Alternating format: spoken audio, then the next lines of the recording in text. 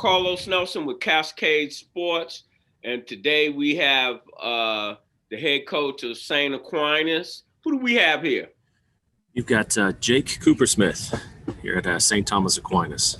Hey, Coach, you know the drill. Give it up on who you are, where you came from, and what color undershirt you got on today. Got just a basic white cotton undershirt, but I got my Chiefs red on today. But so my name's Jake Kupersmith. Currently the head coach at St. Thomas Aquinas High School. I've been the head coach for 3 years now. I was a player at St. Thomas Aquinas. I graduated back in 2006. I'm the cutoff king. Let's go back to kindergarten. Kindergarten. Yeah, let's go. Let's bring it on up. We want to know where you went to school, your grade schools, your middle schools, your high schools, what you participated in, and who were some of your mentors off the field and on the field. So way back to kindergarten, man. I went to Nativity Public School right there on 119th and kind of Mission Road. My mom taught. She's been a teacher her whole life, and she taught in the Catholic school system for about 20 some odd years. So kindergarten through second grade, I went to Nativity. And then she transferred from Catholic school. She went to a public school for a little bit. So I bounced around with her.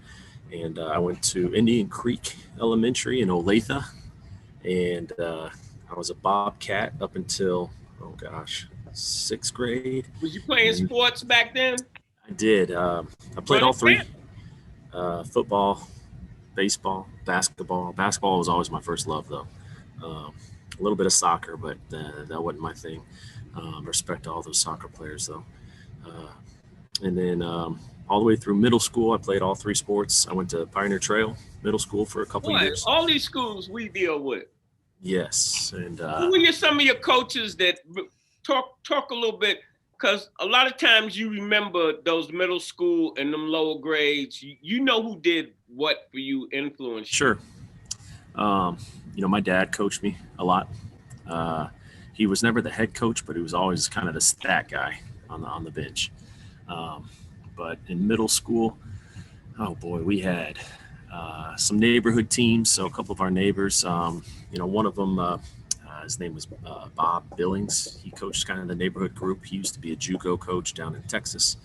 I'll throw a name out there for you. He was a JUCO coach and coached Merton Hanks. I don't know if you remember Merton Hanks. Played for the 49ers back in the 90s. So he was kind of a neighborhood guy that helped us out. Middle school, Rich Whites was he was a former AD at St. Michael's, and he's worked at St. James a lot too. He coached us in 8th grade when I went to Holy Cross Catholic School. We won our city championship, CYO championship that year. So he had a good impact on us. Still talk to him to this day. And then I got into high school, and I met a bunch of impactful coaches and influential coaches. Playing at who made the most impact on you, and tell that story a little, just quick step. Hands down, it was my high school basketball coach, Sean Riley. He's bounced around a lot. He was the head coach at Aquinas from 2002 till 2014, I think, or 15. Maybe a little bit further than that. But to this day, we still talk to each other quite a bit. His first year was my freshman year, so I was kind of his first class to come through St. Thomas Aquinas. So there was a special bond with that, and he knew I wanted to get into coaching, so he helped open some doors up for me with college and after college. But he's an old school guy from New York City, and my homeboy. That's my homie. Yeah, he would take us back to New York. So Acacia doesn't allow you, or at that time didn't allow you to be coached by your high school coach in the summertime. So he would take us back to New York City in June, and we'd sightsee during the day and go see all the important stuff. And then around that time, did you see where the Rucker tournaments were held? He told us to stop the stop on the subway train, but no, we never went through there. But we went Staten Island, went to Long Island, we went to, we stayed in Brooklyn one year, and we would play. What I loved about it was we'd sightsee during the day, and then we just go hoop from whenever, 5 o'clock till midnight with some of his old coaching buddies. And it was great for us to kind of just... You on the playground or were you all in the gym? We were in the gym. And they bring some schools, and it was just kind of an organized scrimmage. And he always had, a dad that kind of went on the trip too to chaperone us. They would coach us because he couldn't. And it was just a good experience for us to grow as a team. Good experience for us to see different styles of basketball.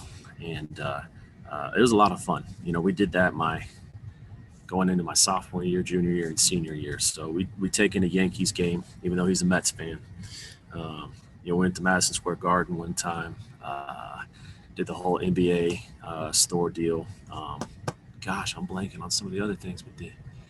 Took us to Jersey Shore one time before that was a popular TV show. But just a lot of good memories. Tell me this. What do you think that experience did for your teammates and your play at that time in high school?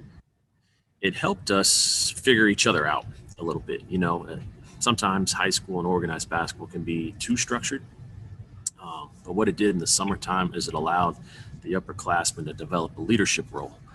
And it allowed us to kind of figure each other's games out a little bit. And when you're on the court, it's you with the other four guys. It's not a freshman, a senior, and a sophomore. We don't really go by your grade level or your class when you're playing varsity basketball. It's, hey, man, you're one of the five on the court. So it helped kind of bridge that gap between, me being a sophomore and some of the seniors that were playing. And then when I was a senior, same thing. We had some really good freshmen come through, and it allowed me to take on a leadership role and try to blend those personalities together. What about the educational value of that trip?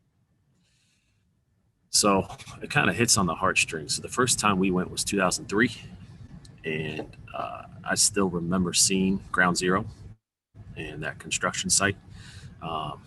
It was just chains, all of the fences, everything. You couldn't really get in, but you could just hear the beeps and the sounds of metal being tossed around. They're trying to clean it up. And then, every year we would go back and still see that. And then, recently, the last time I was in New York was maybe 2018. And now to see the Freedom Tower, that memorial, it's very sobering to see that. And, so, that really hit home. What college did you go to? And did you go on scholarship or what? Tell our audience a little bit about that. So I went to K-State.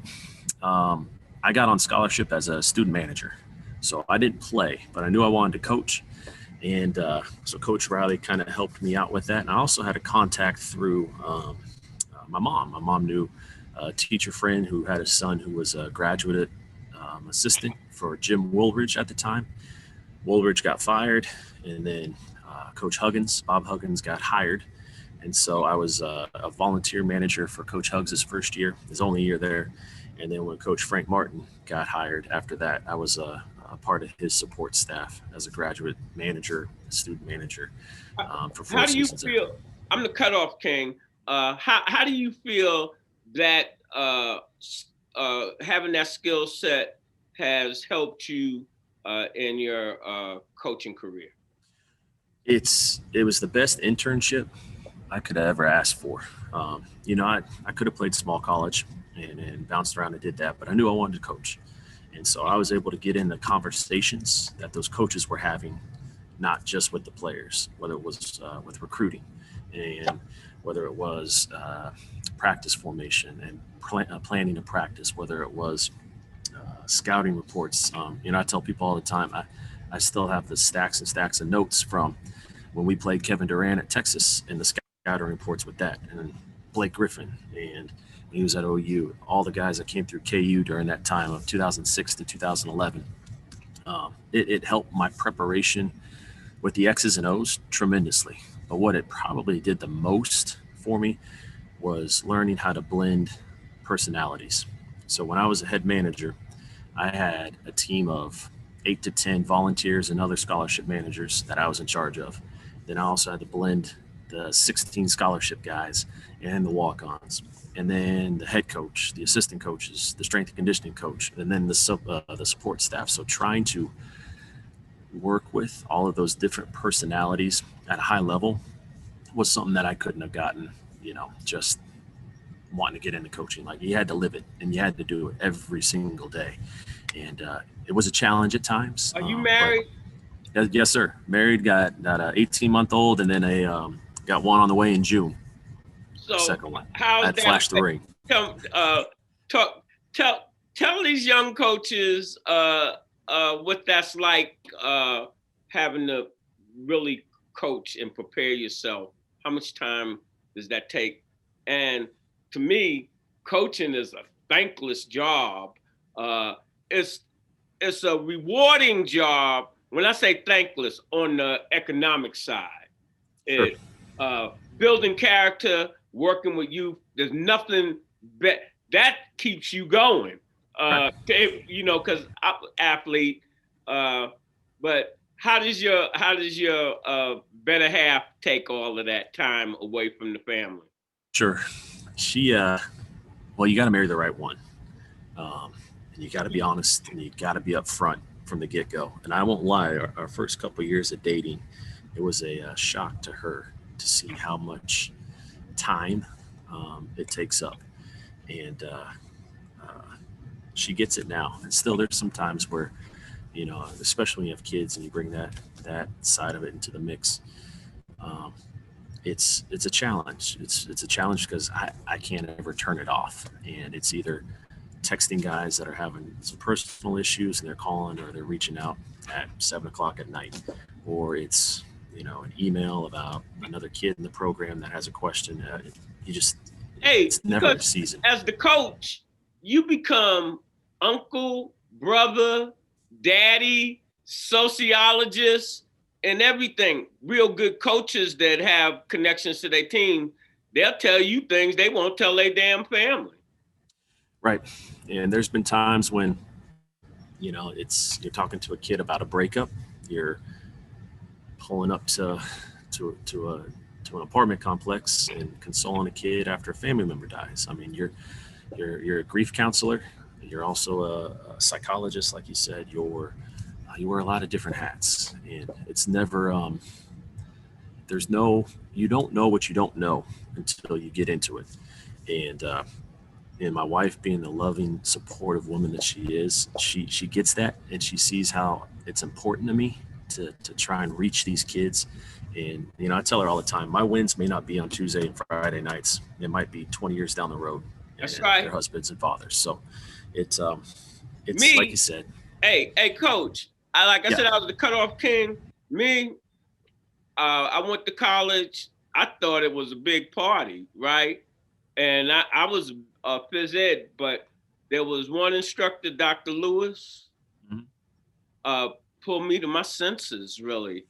And I'll never forget her saying, "You're going to learn kinesiology if you got to take that like 10 times, Mr. Nelson, and test the measurements."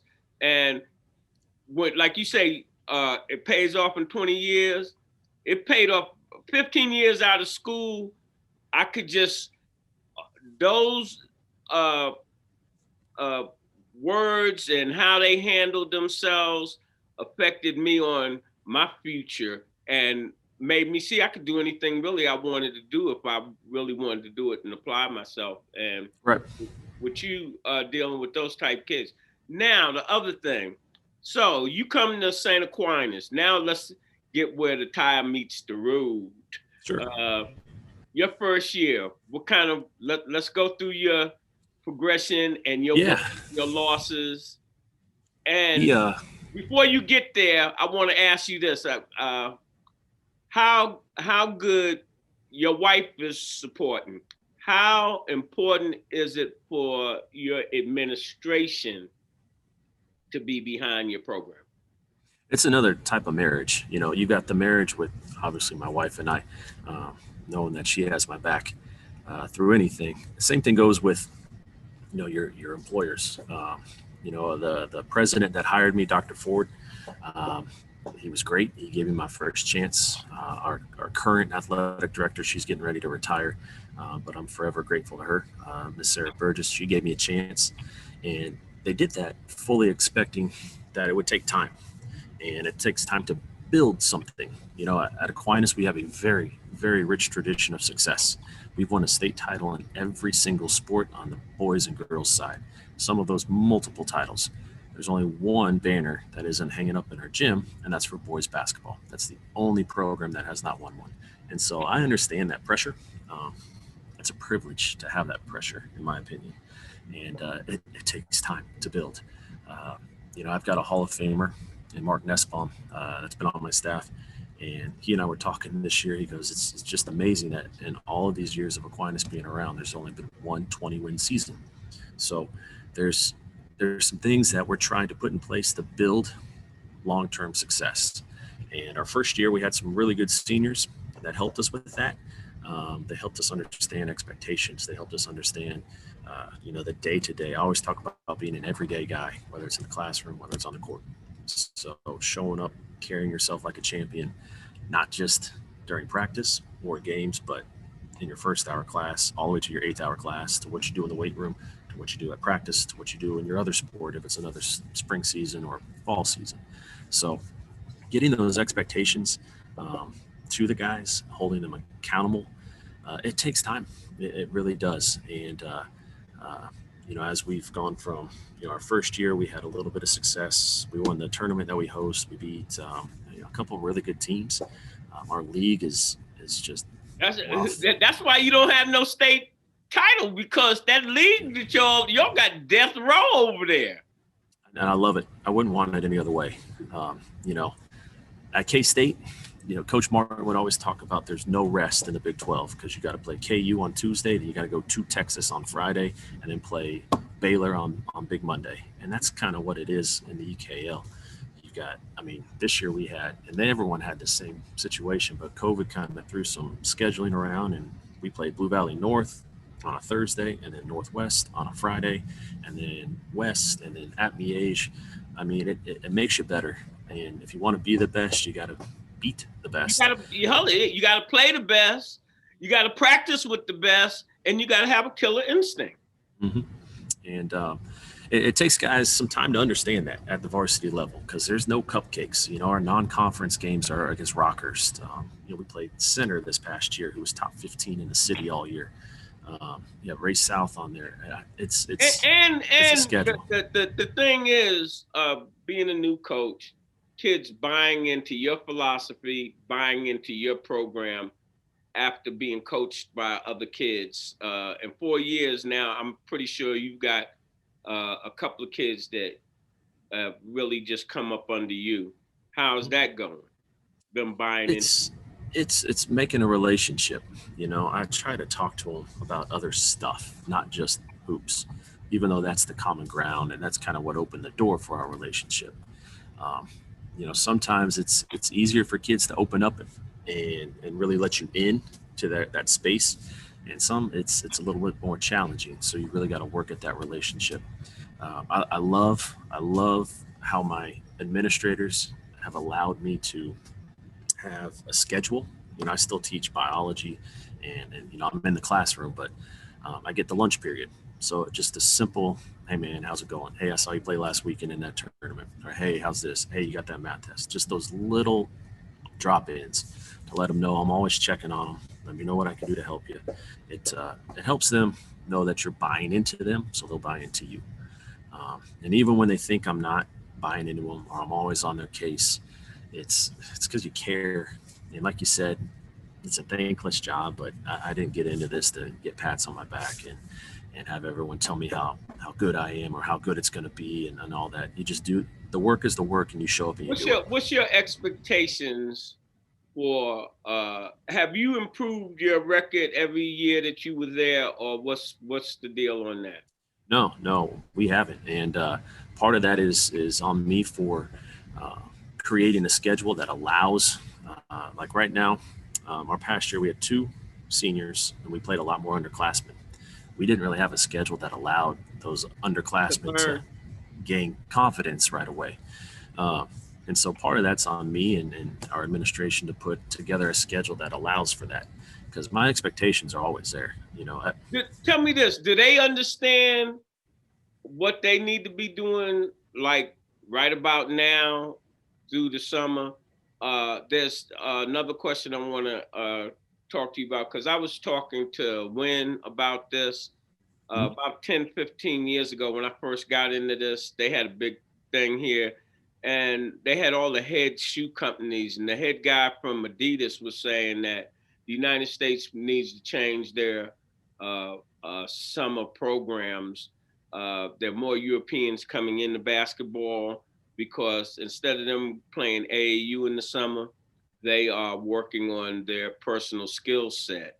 What do you have to say about that to your athletes? Sure. Well, we, at the end of the high school season, I give time slots to come in and talk with me. It's an evaluation among a bunch of different things, whether it's school, whether it's their faith life. We are at a Catholic school, personal relationships, and then them personally on the court. So we talk about that, give them some goals to work on, and then we talk about what the state allows us to do. So Kansas, we can work with them after Memorial Weekend until about July 16th. We can work with them on the court, and then in July there's some other restrictions on that too. So we try to put a plan together, whether it's the weight room, whether it's individual skills. We give them those routines, but I can't be on the court with them right now. I can just open the gym. I'm talking when I say this, I'm not, that's the point I'm making. Taking you out of the equation, do they have that hunger to understand, hey, we got smacked this season, but all off season, I'm gonna be somewhere taking 1,000 jump shots, a day or what have you. I'm not talking about what the program. Do they understand? Do you think your players understand what they need to be doing? Without a doubt. Today's Monday, so we'll have guys coming in lifting. We're in our weight room right now, and then they'll get in on the ox gym and get up on the gun. And then guys got their respective AAU programs. I always ask for their schedules, practice and games, so I know what they're doing and when they're doing, and I follow up. They'll see me. I went and watched a couple of guys play this weekend. There's a big event, 2 big events in KC this weekend. So I'll go in and take a look, and I give them little challenges, whether defensively guard the best guy every time. Don't just settle for just guard the dude. Right. And then Baller TV has been really helpful with this too. Being able to watch these guys when they're out of town. I can stream their games and go back and look at them and just kind of talk to them about what we talk about in our meetings, but they're getting after it. The guys that aren't in track right now are playing baseball. Yeah, they're getting after it. How do you feel? You mentioned one of my main men, man. My main coach is Mark Nussbaum. Yeah. How do the kids respond to Mark, knowing that he went out with the state championship, knowing that he's on your staff, and what expertise and wisdom and knowledge that he brings to that program? So I'm very fortunate to have had him be with us because, I coached his son, Andrew, who's up at Grandview up in Des Moines playing. So that's and I played against him when I was a player. So we've kind of known each other for some time. And the guys that, I'll give you 2 quick stories. The first one was last year. We started off strong, and then we kind of hit a little skid in the midway point of the season. And one of our seniors just said, guys, just listen to Coach Coop and Coach Nuss. Coach Coop's been around high-level guys and won a lot of games when he was at K-State. And then Coach Nussbaum's been coaching in 6 different decades. And so that kind of made him feel a little old, but we did the math, and he was right. He's been coaching in 6 different decades. And, we had another one of our players this year was they caught one of the old Liberty games. It was on Spectrum Sports. And they went up to him in the hall, and they said, hey, Coach Nuss, was it really that crowded? Was it really like that? The gym was packed. And he said, yeah, it was a place to be Friday nights. Games weren't really streamed like they are now, but that was the spot. And then he went to whatever after the game. But he's got more knowledge that he'll forget than I'll ever hope to learn. He's got an answer for every question we might have, whether it's a player, whether it's a coach. It's been a blessing having him on the bench because he's seen it all. He really has. He has. And let me say this. When I started Cascade Sports, I couldn't really get nobody to do nothing. Just think, black guy, '08, starting videos. But first interview was Bud Lathrop. Bud would see me around. Bud said, I didn't know Bud. I thought Bud was a redneck or something for real. And Bud came over to me. He said, son, I've been seeing you at the games and this and that. And I was like, I didn't know he was a Hall of Famer. Yeah. He said, well, Carlos, I'm going to do an interview and then they'll come on. Bud did the first interview on Cascade Sports. Then Rodney Perry did the second. And then Mark Nussbaum, Mr. Gates told me, we was at the NAIA tournament. Mr. Gates said, Carlos, go over there. Pete Campbell was the athletic director. Yep. He said, go over there, tell Pete to give you some action. I went to Rockhurst. Pete and Mark, they treat me like I was part of their family. And hey, there's no more I can say. He's the man. He's good people. He really is. And I've been very, very fortunate to, he's like my coaching dad, if you want to think of it like that. And I won't say his age on here, but having him on the bench and being able to talk X's and O's, I'm really, really lucky because here's another little story. So our girls coach is Rick Hetzel, and he's won 9 state titles, 5 in a row. Should be 6, but COVID took one away from him last year. So each day I get to talk to Rick Hetzel and Mark Nussbaum about hoops. And now Coach Nussbaum's staff at O'Hara had Mark was the head coach. Rick Hetzel was his assistant coach from back in the day. So I'm hearing all these stories from way back in the O'Hara times when they were coaching together. And the amazing thing is they have the same play calls a lot of the times. It's the same action, and it's still working from not just him. It's him, Holly, and yep. And Hubert. The coaches have their own, and like you say that you're in that string. And I think that doesn't do nothing but strengthen our programs here in the Midwest and especially in the Metro where we can compete nationwide. Well, I'll tell you this about the Metro. Yeah, we want to beat each other on Tuesdays and Fridays, but we are so quick to show love for a Metro kid. Case in point was this article in the Star that talked about all the kids from the area that were in the NCAA tournament. There was a lot of kids. A lot of kids played in this past NCAA tournament, and that's a credit to a lot of things. 1, the high schools and the high school coaches. 2, the summer programs around here and the relationships that high school coaches and AAU programs have, because they want to see the city and the kids in the surrounding areas do well. And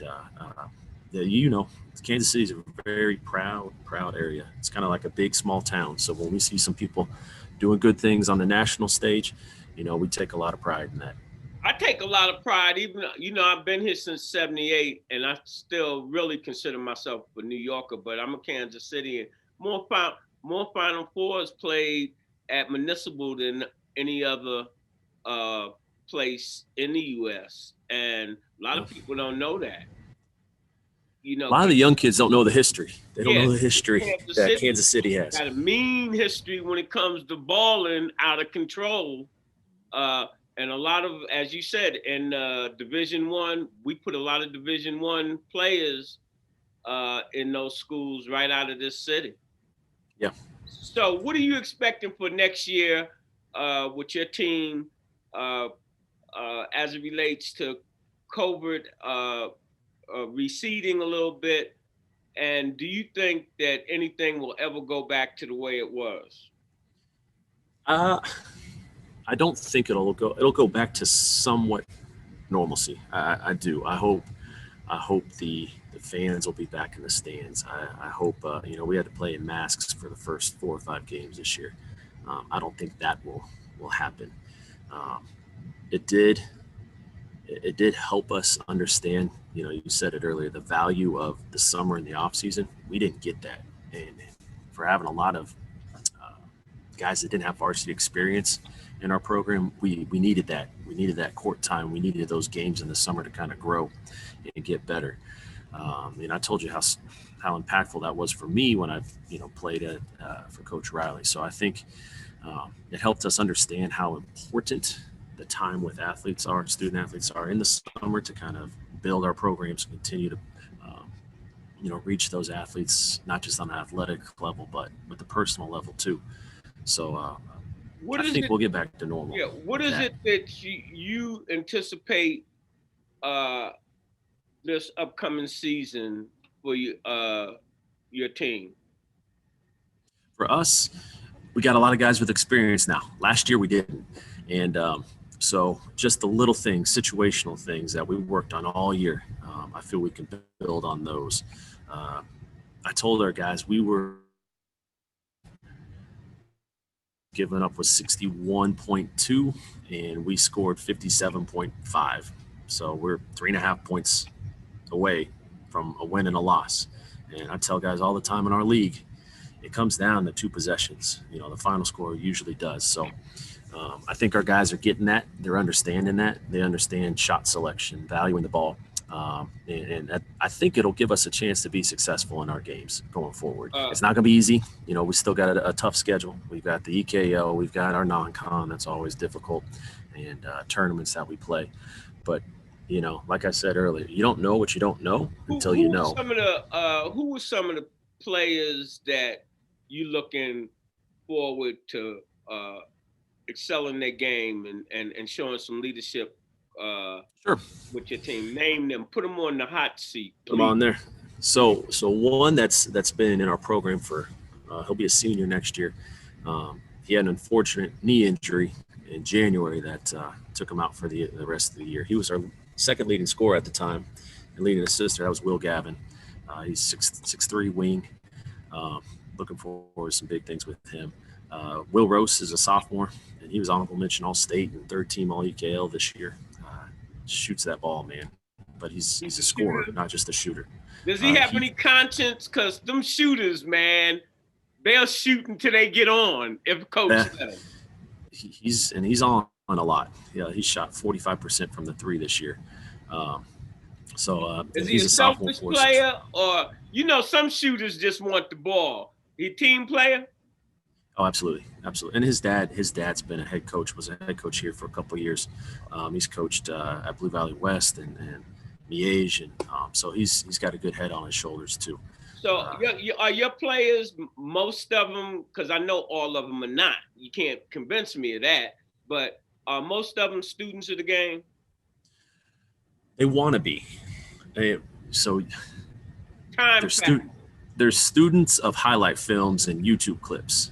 They're not students of really breaking down a game and understanding, what it takes into it. I think a lot of them picked up wanting to be more students of the game when they watched The Last Dance last year, because that really showed how much goes in to being not just the best of all time, but being a high-level athlete and a high-level team. The Bulls were arguably the best dynasty in the NBA in recent history. But when a lot of them watched that, they had a lot of questions for me. And one I really liked was when, I don't know if you remember the episode when Michael Jordan talked about he needed to get stronger, so he got in the weight room. He's tired of getting beat up by the Pistons. Let me get you straight. I don't even watch sports, really. No? From my younger days, dealing in New York with the Nets and the Knicks, I'm saying personally, athletes, their egos are just too much for me. And I look at sports as a kid's game, and I'm a businessman per se. I did see some last night or the night before, that boy Steph Curry, Yeah. he's phenomenal. But I'm more. This is another question. What do you think about paying the athletes, and what do you think about?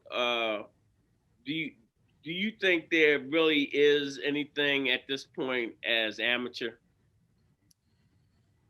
So it's kind of, I want to see how I want to say this. When I was at K State, I had problems understanding the rule of I couldn't give guys on the team a ride. I was breaking an NCAA rule. It's cold in Manhattan, Kansas in January. Who you And so telling? so I couldn't give a guy a ride because that was an impermissible benefit because I was a scholarship player or a manager. Yeah. So I have a problem with that. I have a problem with, um, a lot of them didn't have, they had access to the training table, but it's only open certain times a day, certain weeks.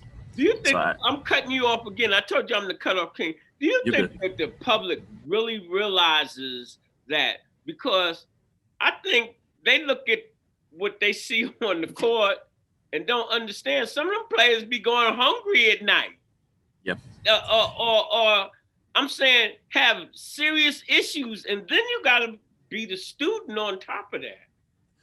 Yeah. I wish there, and I think I could be wrong.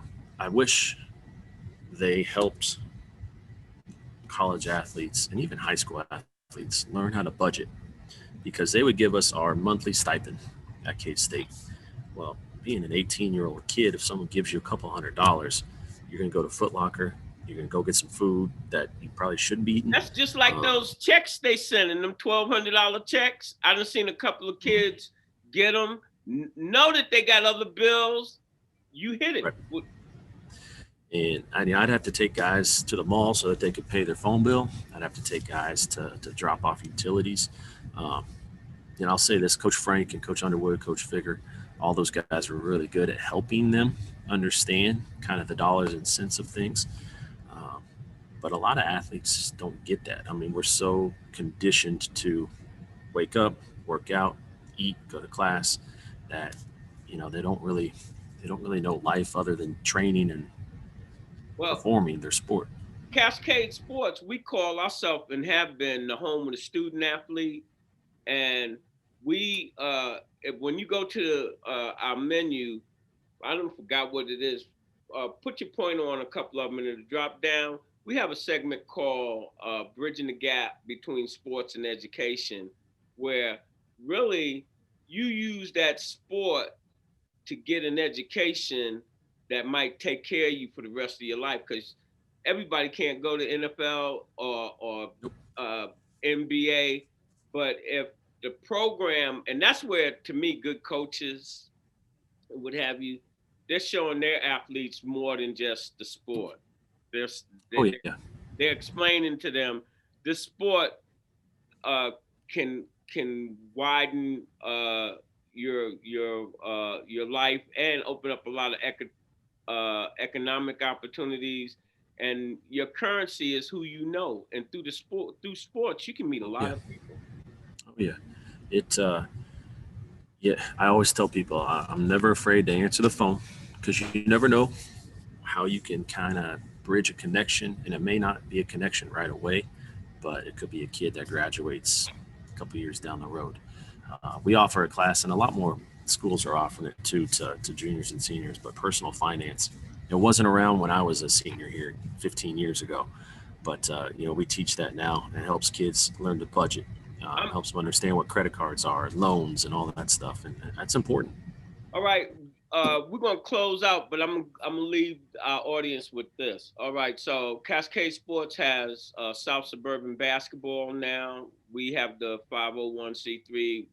That was like one of the oldest leagues in the city, uh, and we're getting ready to institute it. We're going to start off with about 12 teams next year, but we're going to have a financial literacy piece.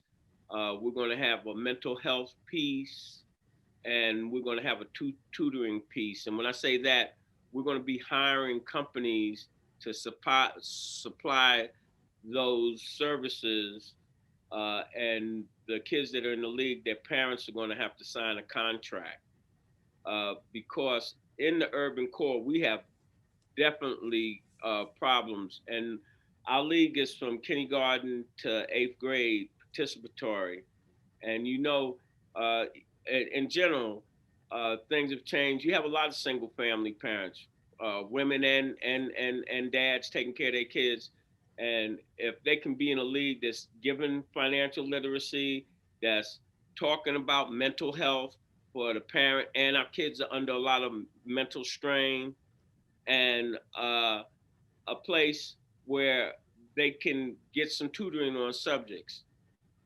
Other thing is that we want to let our people know that Cascade Sports is putting on uh, a Black Lives Matter Wave of the Future event out at Lee Summit North, uh, June 12th. The top freshmen, sophomores, juniors, and seniors will be playing two quarters. And I think that's going to have a lot of excitement, first of its kind. Uh, and what I would ask you, what parting words would you have on two subjects? You were a manager. It's like I haven't found any high school kids like you that want to get in the managing side, or the other side of basketball, than coaching. And what would you say to young high school athlete, and what would you say to a young high school person that wanted to get into sports but not play sports? We kind of talked about it. The ball's going to stop bouncing for us all at some point. Um, I had to make the hard decision to kind of stop it sooner than I would want, but that gave me opportunities. My ultimate dream was to be a part of an NCAA tournament run, and I got to experience a couple of those with an Elite Eight run thrown in there too. So I had to use those connections that I made to figure out how to do that. I got a lot of respect for KU, but my parents weren't going to let me go to KU. They're diehard Manhattan Wildcats. So yeah, I just got lucky, to be honest with you, with a great coach and Huggins taking over and giving a shot to a kid from Olathe to do that. And I got my school paid for. And so I got put on scholarship. Some schools are different. Some will pay you, some will pay your books and tuition. And I don't think a lot of kids are aware of those opportunities. I think some kids, they still want to keep playing, but if they want to get into sports, they want to get into coaching, and it doesn't just have to be a coach. We had guys that are on the administrative side now for big colleges in the athletic department. We've got guys that are working with sports agencies. We've got guys that became lawyers and kind of, got some jobs within the NCAA. So again, it opens doors to other realms, not just coaching. Some guys are scouts within the NFL. I had a couple of guys go that route. And other guys are college basketball coaches, high school basketball coaches. So a lot of people just aren't aware of it. And that basketball can take you a lot of places. It took me all over the country. And I met some people I never thought I would meet. And I was a part of some games that I never thought I'd be a part of. It helped me realize that little round ball can open a lot of doors to some very long-lasting and fulfilling relationships. And never be afraid to answer the phone or explore an opportunity. That's me with that phone. I don't want no gatekeepers. They might keep the $1 million people from talking to me. Yep. The other thing, I want to get a prediction so I can play this back. What's your record gonna be next year? I want to know each game. That's all I want to do. Go 1-1. I can't look. We're still working on our schedule, so that's why I'm saying that. We've got a couple of openings. How many games do y'all play? Come on, man. I'm pressing you. We can play 20 in the regular season, and then we get our sub-state games. Out them 20 games, I don't care if you playing Bishop Mays every day. How many games you gonna win? Well, your eyes just went large. like playing them. Like I said, you got to beat the best to be the best. And we get to go up against Miege, who won 4A. Will you North, do a 10 won and 6A. 10 season? Will we do that? I'm gonna try and go 1-0, 1-0 each game. Oh man, Carlos, I'm telling you. Why don't you just get into politics since you want to come with the political answer? I can't lie. So right. I could be in politics, but no, I do. I like our group. I like our group a lot. You like them? I do. They are. We got some young guys with some older guys, and it's finally starting to. Our locker room was out of this world. What are your big men looking like? So we had a big guy that transferred last year. He went down to a prep school, but I got 2 seniors that are big guys right now returning. Are they ready under the boards, or what are they doing? They're getting that challenge from me for sure. All right. Every day. So they're playing in town this weekend. I think that's where the game is going to be won for y'all. All the time. And getting the ball out. Yep, it's the game's won in the paint. Coach Huggins always used to say, anytime you needed a bucket, you didn't draw up a play for a long-range 3. It was to get something easy at the rim. I'm going to give you our other slogan. We say Cascade Sports goes hard in the paint. I like it. So we try to do that too, win the paint. And usually when you do that, you're in pretty good shape to win the game.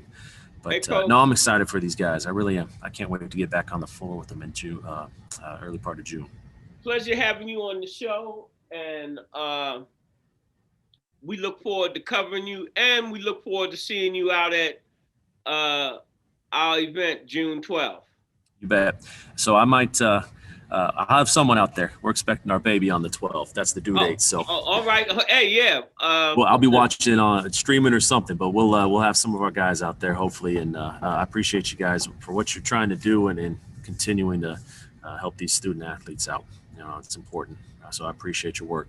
Same here. And as we always say in our closing, when you invest in your community, you're really just investing in yourself.